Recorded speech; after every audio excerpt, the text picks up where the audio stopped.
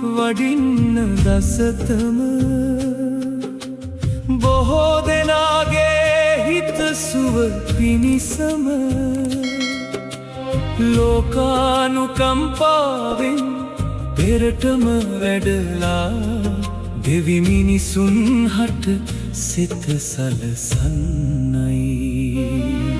අත්තාය හිතාය සුඛාය දේව මනුස්සානං ලොවටම මා සුව බෙදා දෙන්න. සසරේ අතරමං දුවන් මුදවා නිවන් මගේ ආලෝකය පෙන්වන්න.